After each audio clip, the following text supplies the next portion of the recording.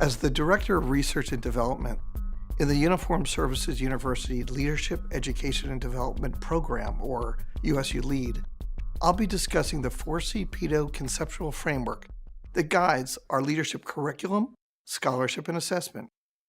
Before describing this framework, it's important to first define leadership. We define leadership as the enhancement of behaviors or actions, cognitions, thoughts and beliefs, and motivations, reasons for actions and thoughts, to achieve goals that benefit individuals and groups. With regard to military medical leadership, it's important to consider how situations and interactions among healthcare team members, line command, and the public are relevant to effective leadership.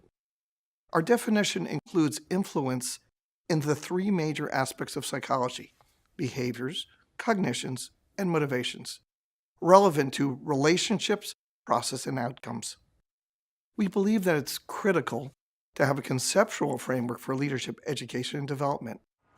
We also believe that outstanding leaders adapt to goals, situations in which they lead, and the people who are led. Our conceptual framework for leadership addresses who is a leader, what does a leader do, where and when does leadership occur, and how is leadership accomplished.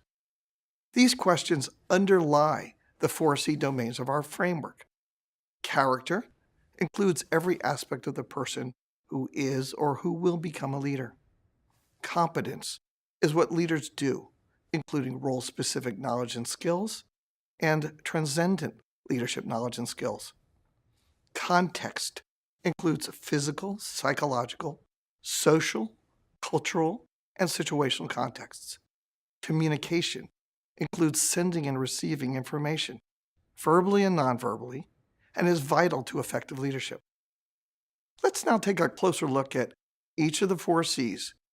Character is everything about a person. Demographics: are they male, female, black, white, Asian, their age, personality, attributes, values, and attitudes. Leaders must understand who they are, what they value and believe, how they're perceived and come across to others. Leaders also must understand the character in this broad sense of the people whom they hope to influence. Competence involves knowledge and skills specific to certain roles: physicians, nurses, dentists, psychologists, social workers, lawyers, electricians, carpenters, mechanics, and so on. Competence also refers to leadership transcendent skills: critical thinking, decision-making, problem-solving, situational awareness, social awareness, and emotional intelligence. Emotional intelligence, or EQ, refers to self-awareness of one's own motivational and emotional states, self-regulation, empathy, and the ability to understand and make social and emotional connections with other people. Context includes physical environment. Is it day or night? Is the weather pleasant or severe? Are you in a desert, a jungle, or sitting in a comfortable room? Physical state. Are you healthy or hurting? Alert or exhausted? Psychological state. Are you stressed or calm? Happy or sad? Elated or angry? Social and cultural understanding. Do you look someone in the eye or avert your gaze? What is the proper social distance? What's the appropriate attire and greeting? Are you in a stressful situation? All of these aspects of context must be considered to be an effective, adaptive leader. Communication is sent and received verbally and non-verbally. Verbal communication can be written or oral. Non-verbal communication includes tones of voice, intonation, volume, phrasing, as well as facial expressions and body language. Communication is recognized as important in all discussions of leadership.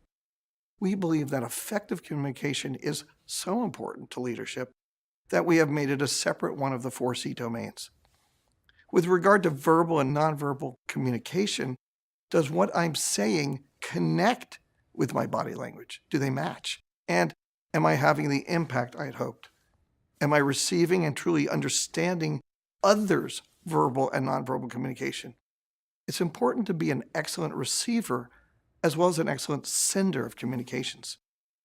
The other half of the LEAD framework addresses 4 levels of interaction: the personal, interpersonal, team, and organizational, that are based on the PEDO leadership training model used at the United States Air Force Academy.